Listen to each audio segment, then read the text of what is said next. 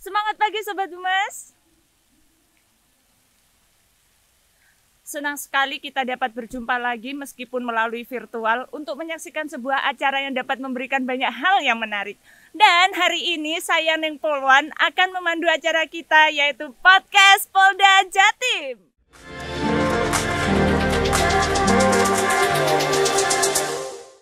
Seperti yang telah kita ketahui bersama bahwa wabah COVID-19 telah mempengaruhi seluruh aspek masyarakat, bahkan seluruh lapisan masyarakat, tak terkecuali para pedagang. Dampak yang diterima oleh para pedagang ini, yang kemudian membuat nurani Aibtu Sumilat tergerak untuk melakukan sesuatu, yang ternyata justru membuat para pedagang mengapresiasinya. Seperti apa yang dilakukan oleh Aibtu Sumilat? Mari kita tanyakan langsung kepada yang bersangkutan. Semangat pagi, Ibu Sumilat. Semangat pagi, Mbak Liana. Senang sekali. Mungkin maskernya bisa dibuka. Tadi kan sudah di swab dan sudah, kita menerapkan peraturan prokes yang sangat ketat. Siap. Nah, dengan begini seluruh masyarakat bisa tahu Aibtu Sumilat itu siapa. Mungkin siap. Nanti di jalan ketemu bisa saling tegur sapa. Ya, tegur sapa, betul sekali. Siap. Mbak Sumilat, saya manggilnya ini Ibu Sumilat atau? Boleh, Ibu Sumilat boleh. Mbak Sumilat kok kayaknya kok sudah umurnya sudah ini. Sudah tua ya? Iya. Padahal masih muda. Oh iya. Saya panggil Mbak Sumilat ya. Terima kasih, Mbak Liana. Mbak Sumilat ini angkatan Sepolwan tahun berapa? Saya angkatan Polwan tahun 98-99, angkatan 22. 22, oke. Ya. Lulusan Sepolwan? Sepolwan. Saya Seba PK Polwan, prajurit karir terakhir. Terakhir? Ya. Oke. Dan keluar dari TNI, terakhir itu sudah. Jadi yang mengawali angkatan pada waktu keluar dari TNI, dari ABRI ya? ABRI ya. Oke. Siap. Dan sekarang Aibtu Sumilat dinasnya di? Saya dinas di SPN Polda Jawa Timur. Sejak tahun berapa itu? Saya tahun 2001. 2001 hingga sekarang berarti berapa? 20 tahun? 20 tahun, iya. Total Mbak Sumilat dinas di kepolisian sudah 20 berapa tahun? tahun. Lebih ya. Dulu saya dinas di Secapa. Tahun 2001 saya pulang kampung. Di Ponorogo. Aslinya mana? Aslinya Ponorogo, tapi orang tua ibu saya Mojokerto.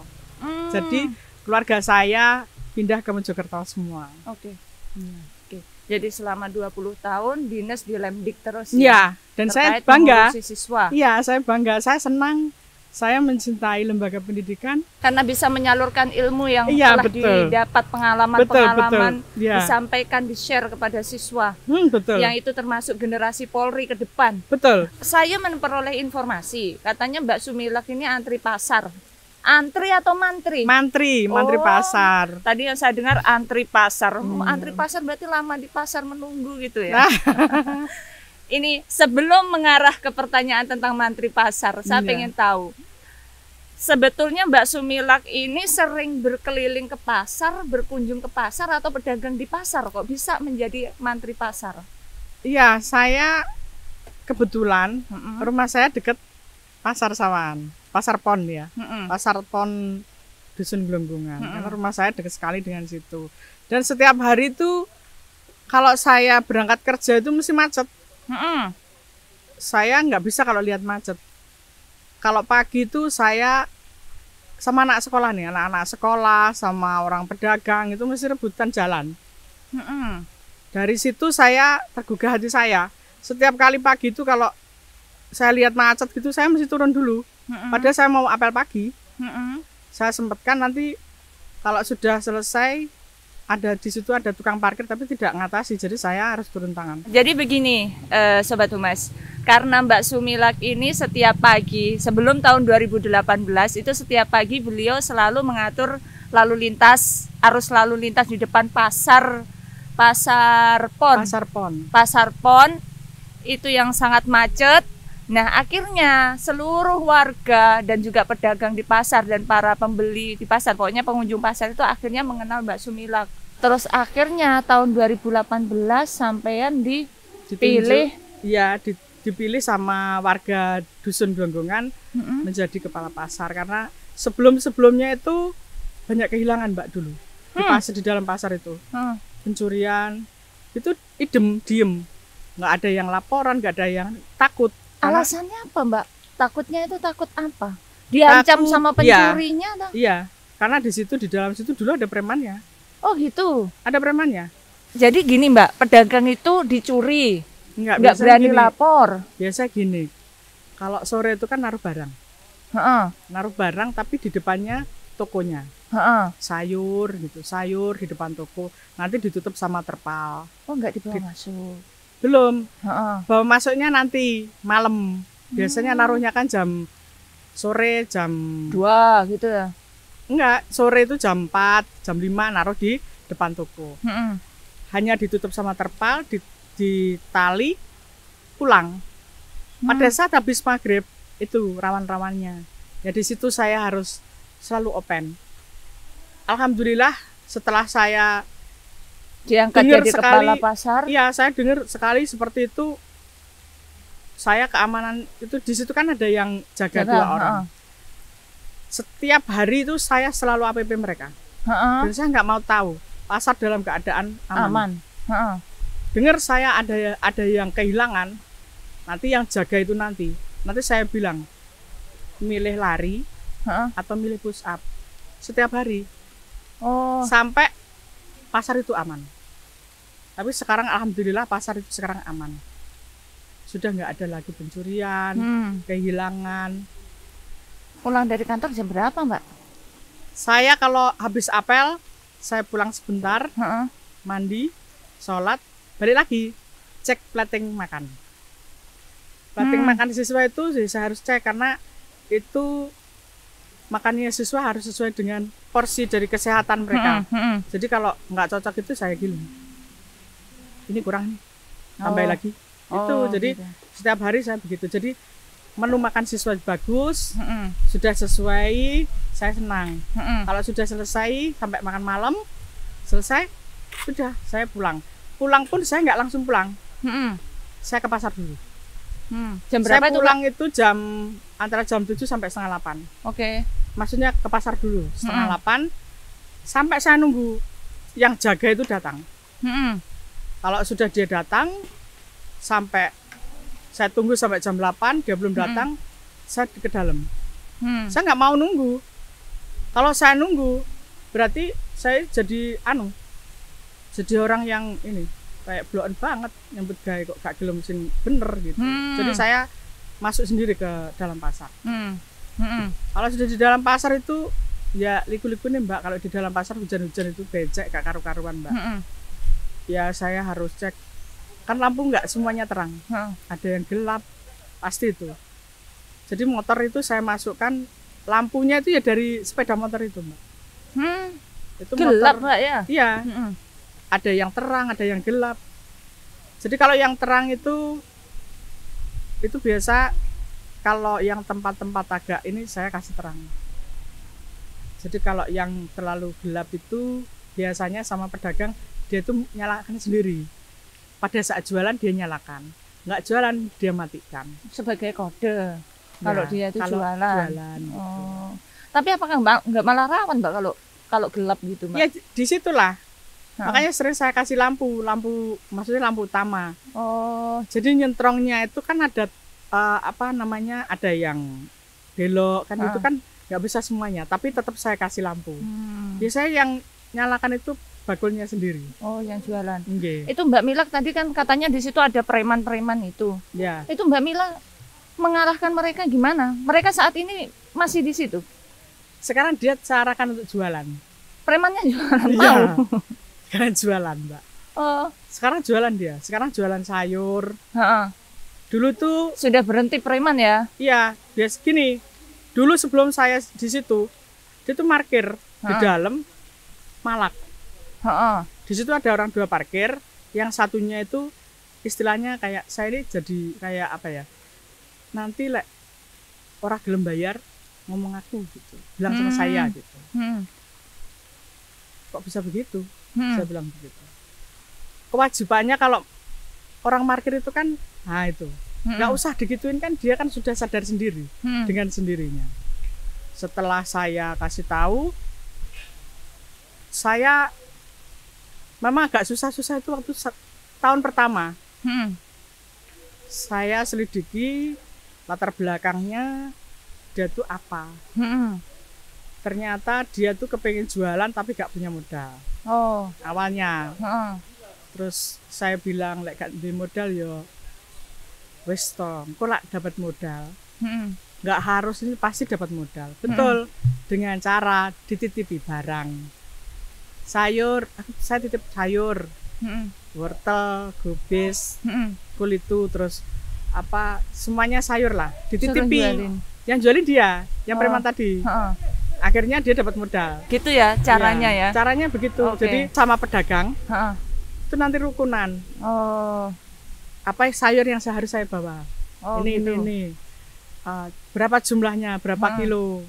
Nah di situ dia tuh sudah ini nanti dicatat sama dia.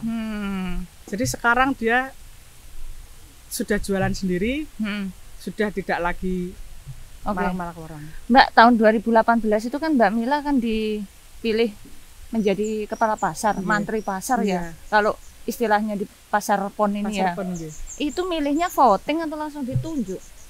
Voting. Oh, berarti ada beberapa kandidat dong? Iya, tapi pada saat itu nggak ada yang berani ngangkat tangan. Dalam arti pada saat saya dipilih, orang lain nggak ada yang ngangkat tangan. Hanya saya sendiri. Dan saya pun yang milih 70 orang. Warga di Dusun Blonggongan. Apakah perempuan bisa memimpin pasar? Awalnya itu.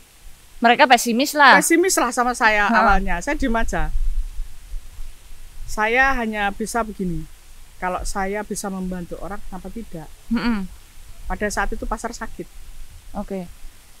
Tahun 2018 Mbak Mila terpilih kan? Iya. Total hingga sekarang sudah berapa kali terpilih? Saya mau 2 kali ini. 2 kali ini. 1 kali memimpin berapa tahun, Mbak? 3 tahun. Oh, 3 tahun. Mau 2 kali ini. Iya. Nah, Mbak, situasi pasar di masa pandemi itu seperti apa, Mbak? Ini masa-masa yang paling sulit. Yang paling sulit, yang paling saya menangis setiap hari. Apa ya? Saya lihat itu berapa? Dulu sebelum pandemi itu ramai sekali. Setelah pandemi, mereka tuh banyak yang nggak jualan. Gimana jualan? Pagi berangkat 1:30, jualannya nggak laku-laku. Masa sulit saya itu hampir 2 tahun. Sedangkan saya harus prokes. Yang jualan rata-rata sepuh. Pedagangnya sepuh-sepuh, sudah tua-tua. Setiap kali kalau saya bilang, "Mbah, masker, Mbah. Dijogo kesehatan nih, Mbah." Gitu cuman ketawa. Bu Mila. Saya kasih masker. Bu Mila mboten sakit napas kula. Saya nggak bisa napas kalau pakai masker. Akhirnya saya kasih hand sanitizer. Terus saya kasih kain untuk kalau pakai yang dari kesehatan itu yang warna putih itu, yang biru-biru itu, saya nggak bisa napas. Kalau mboten sakit napas, Bu Mila. Saya nggak kuat, saya nggak betah lihat.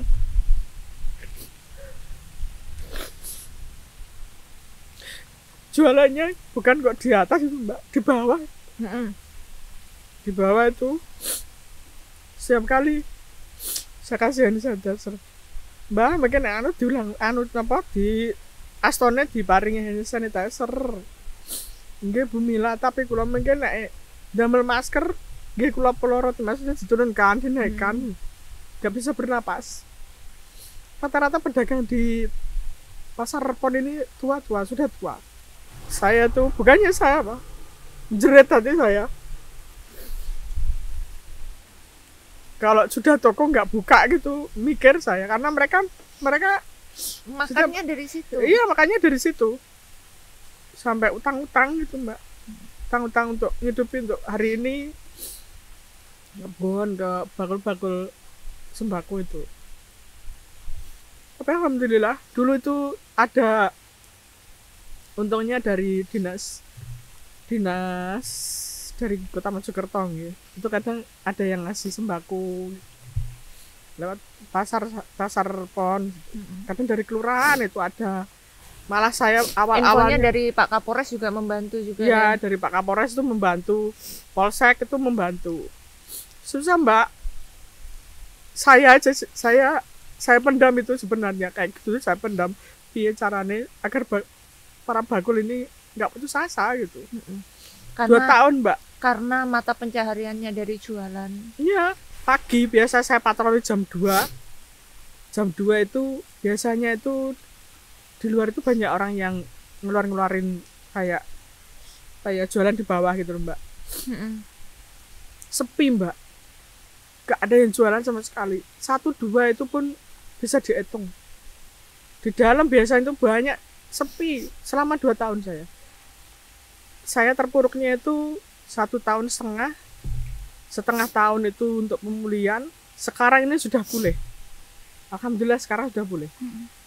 Dan saya bahagia, saya senang, bahagia saya sudah jualan, tapi prokes tetap. Jadi setiap pintu masuk saya kasih hand sanitizer, sabun, tempat cucian, tempat masuk ya? cuci tangan gitu. Sedih mbak kalau lihat itu. Terus Mbak Mila sebagai mantri pasar, kepala pasar ya, kan ternyata Mbak Mila tidak hanya menempatkan diri untuk bertanggung jawab terhadap keamanan, tetapi Mbak Mila ternyata juga menempatkan diri untuk membantu pedagang yang mengalami keterpurukan menghadapi masa pandemi. Apa itu bantuan Mbak Mila apa terhadap mereka? Saya kasih semangat mbak. Yang pertama saya kasih semangat dulu mereka, karena nanti kalau nggak semangat mereka udah males. Sekarang jualan nggak laku terus apa mbak, akhirnya mereka di rumah nggak ngapa-ngapain, cuma nunggu. Terus yang dimakan apa? Jadi saya bilang, saya kasih tahu begini, walaupun kita masa pandemi, kalau kita mau semangat, kita mau berusaha, Tuhan itu tidak akan pernah diam. Tuhan itu pasti akan memberikan kesempatan kepada kita. Allah itu nggak akan pernah meninggalkan kita. Nggak akan pernah, saya percaya dan yakin. Makanya mereka kalau saya ke pasar gitu senang. Inilah datang. Makan bu, memberi semangat. Iya, saya kasih semangat mereka. Dan saya senangnya itu apa? Warga di sini tuh patuh. Apalagi kalau sudah dikasih tahu. Kemarin beliaunya Bapak Kapolda Jawa Timur nih. Senangnya minta ampun. Datang senangnya minta ampun. Bangga ya, warga bangga sekali. Didatangi Bapak Kapolda. Iya, beliaunya senang sekali, Mbak. Kayak apa ya? Itu salah satu cara untuk mensupport ya. Iya, senang sekali. Sekarang pasar jadi rame nih Mbak sekarang. Karena didatangi Bapak Kapolda. Beliaunya, iya, beliaunya. Saya tuh sampai gini, nunggu didatangi bapaknya dulu, Pak Kapolda, baru rame gitu. Sekarang rame Mbak. Karena akhirnya masyarakat luar pun tahu gitu loh. Ada pasar pon. Yang menerapkan protokol kesehatan. Iya. Informasinya juga selain menertibkan preman, menertibkan pasar, membantu pedagang, juga menertibkan PKL juga ya Mbak. Ini kan hal yang sulit Mbak. Iya. Gimana Mbak caranya Mbak? Kok PKL tuh bisa takluk juga? Pendekatan. Kita dekatin mereka. Gini ya. Sekarang itu mohon maaf, saya tuh bangga loh jadi Polri. Sayang loh saya. Kalau kita disiplin tuh enak loh seharusnya. Enak banget. Kita mana tuh enak sebenarnya. Dengan kita menjadi contoh. Ya. orang lain yang tahu kita Iya betul. itu ada unsur seperti segen gitu ya Mbak Iya ya? betul. Akhirnya karena kita itu disegani, Iya. karena kita patut mereka contoh, Iya akhirnya mereka betul. nurut. Iya, nurut sama, bukan nurut sama saya. Jadi kalau berbicara kepada siapapun sebenarnya ya, kalau kita sopan, kita lembah manah legowo, orang yang kita ajak ngomong, berbicara, pasti bilang, oh iya, gimana Bu Mila, ngeten lho, ben penake piye iki carane. Dan itu yang membuat solusine. Yang membuat Mbak Mila semakin cinta sama Polri. Ya, sangat mencintai sekali. Saya bangga jadi polisi. Kenapa saya bangga jadi polisi? Saya di sini menerapkan sama para siswa. Jadilah polisi yang baik. Kalau kalian pendidikan di sini, kalian harus disiplin. Saya terapkan pada diri saya. Saya terapkan pada diri saya sendiri. Kalau saya disiplin enak loh. Enak banget, enak sangat. Masyarakat sini Mbak, gak ada yang gak kenal saya. Semuanya rata-rata kenal saya. Sampai rumahnya jauh, sampai Pacet sana kenal saya. Karena apa? Saya harus bisa bergaul sama mereka. Sama siapapun, tukang becak, sama tukang becak, sama tukang parkir, sama preman pun, mereka manusia. Sama siapapun, sama petani, sama siapapun. Saya bangga menjadi Polri. Dan sangat disesalkan ya Mbak, di luar sana banyak oknum-oknum yang kurang mensyukuri hingga akhirnya membuat sesuatu yang mencoreng citra. Padahal masih banyak Mbak Mila, contohnya Mbak Mila yang perlu diapresiasi. Kita harus bisa mensyukuri nikmatnya Allah yang sudah diberikan kepada kita. Mensyukuri apa yang kita makan, mensyukuri apa yang kita kerjakan, mensyukuri apa tugas kita. Saya ini orangnya manut. Manut dalam arti tugas. Diberikan tugas, saya laksanakan. Yang pertama, ikhlas, sabar, nrimo ing pandum. Kalau kita ikhlas, kerja apa aja pasti cepat selesai. Cepat kelar. Yakin saya. Saya tidak pernah saya putus asa. Walaupun saya setiap malam saya harus keluyuran di dalam pasar. Setiap kali ada yang telepon, Bu Mila listrik mati. Nggih. Bu Mila niki gemboke kok mboten enten. Iya dibelikan. Ya saya belikan. Mau malam saya beli di toko, walaupun jam 10 ya saya ke Indomaret. Saya belikan. Anak buah saya yang keamanan senternya mati, dan senternya mati ya tak belikan baterai. Masuk malam ya saya keluar. Sekarang nggak peduli karena kita dipercaya, itu rasa tanggung jawab loh. Jadi saya nggak akan pernah melalaikan. Tugas utama saya adalah seorang anggota Polri yang notabene saya itu tugas utama saya di kantor. Pada saat saya emergensi di pasar, akan saya datang, habis itu balik lagi ke kantor. Saya non-stop, pagi, siang, malam, saya selalu hadir. Karena apa? Saya harus bertanggung jawab. Betul. Terus apa Mbak Mila pendapat KSPN terkait dengan kesibukan Mbak Mila mengurusi makannya siswa, juga mengurusi pasar? Pendapatnya beliau seperti apa Mbak? Keberatan atau tidak beliau? Tidak. Karena, tidak. Malah didukung sama bapaknya. Bapak KSPN didukung saya. Pesan-pesan untuk anggota Polwan yang lain, termasuk juga junior-junior kita, termasuk saya juga juniornya Mbak Mila. Apa pesan-pesan Mbak Mila terhadap junior-junior ini, juga terhadap anggota Polri yang lain, supaya ada Mbak Mila lain yang di tubuh Polri ini? Pesan saya satu, mungkin banyak, satu tapi banyak. Saya pengen adik-adik saya tuh kalau bisa di atas saya. Disiplin. Hormati seniormu. Pesan saya. Jangan pernah balelo. Balelo dalam arti berani kepada senior.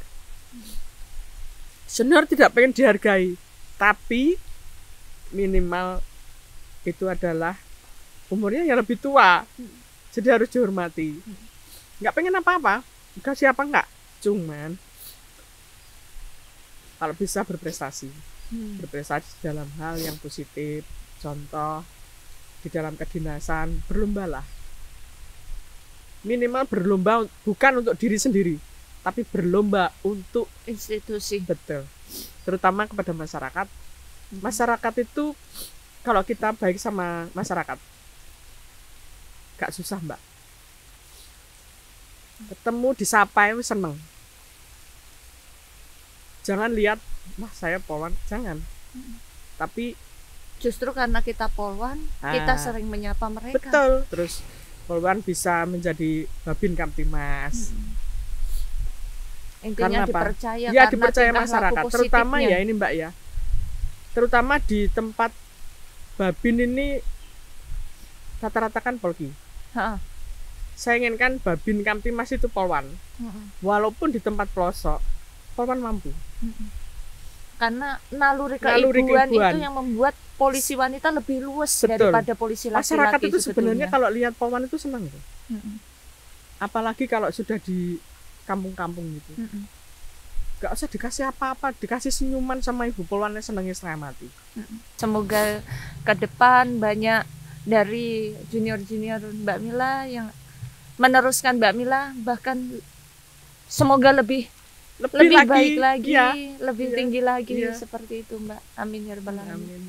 Mbak Mila, demikian tadi bincang-bincang kita. Siap. Karena Mbak Mila sepertinya sudah ditunggu harus melaksanakan ngajar ya Mbak. Siap, ya, ngajar siswa. Iya betul. Membagi ilmunya kepada siap. siswa-siswa. Siap, Selamat bertugas Mbak Mila. Terima kasih untuk kedatangannya ya. Terima kasih Mbak Liana. Mohon maaf mengganggu.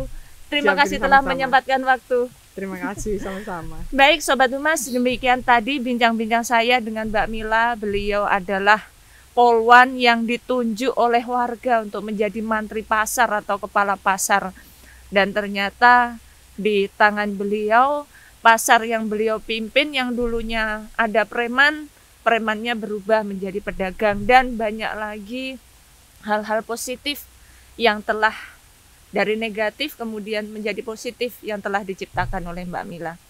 Baik, terima kasih. Jangan lupa untuk like and subscribe channel YouTube kita.